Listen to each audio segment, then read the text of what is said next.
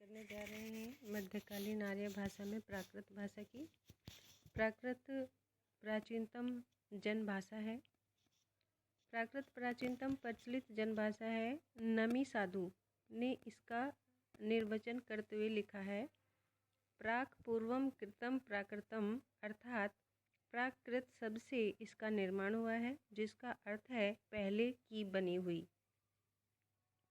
सकल जगत के जंतुओं अथवा प्राणियों के व्याकरण आदि संस्कारों से रहित सहज वचन व्यापार को प्रकृति कहते हैं, वही प्राकृत है।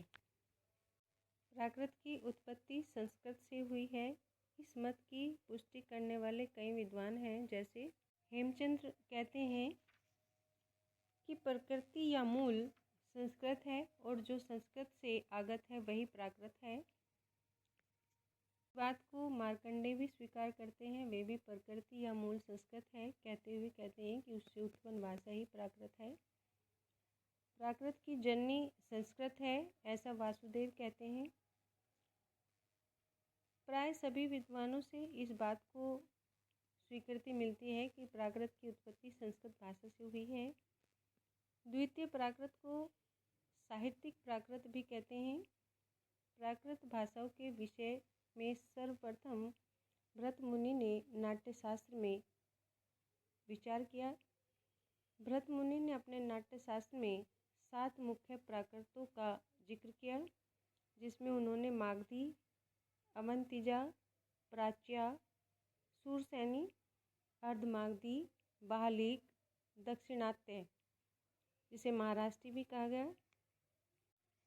वररुचि ने प्राकृत प्रकाश ग्रंथ में प्राकृत भाषा के 4 भेद बताए, जो निम्नलिखित हैं, जैसे महाराष्ट्री, पैशाची, मागधी और शौरसेनी।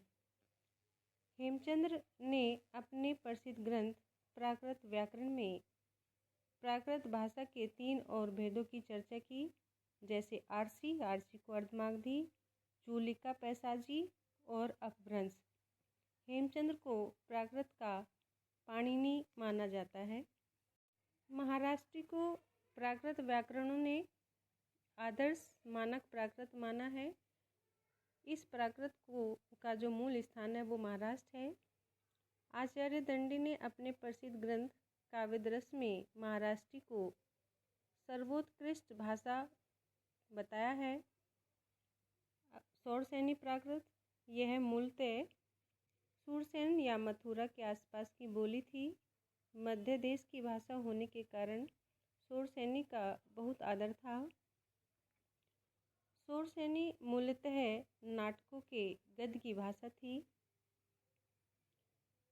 पैशाची प्राकृत को पैशाचिकी, ग्राम्य भाषा आदि नामों से भी जाना जाता है। लक्ष्मीधर ने अपने प्रसिद्ध ग्रंथ षड्भाषा चंद्रिका में राक्षस, पिशाच तथा नीच पात्रों के लिए पैशाची भाषा का प्रयोग बताया है। मागधी प्राकृत मगध देश की भाषा रही है। मार्कंडेय ने शौरसेनी से मागधी की व्युत्पत्ति बताई है। अर्धमागधी प्राकृत के संबंध में जॉर्ज गिरियर्सन ने बताया कि यह मध्य देश अर्थात शूरसेन और मगध के मध्यवर्ती देश अयोध्या या कौशल की भाषा थी।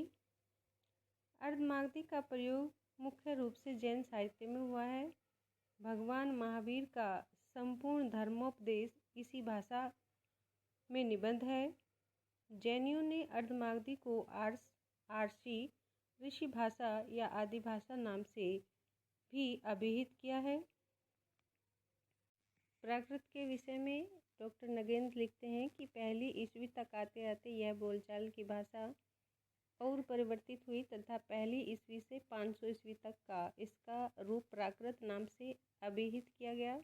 इस काल में क्षेत्रीय बोलियां कई थी, जिनमें मुख्य शौरसेनी, पैशाची, ब्राचड़, महाराष्ट्री, मागधी और अर्धमागधी प्रमुख थी।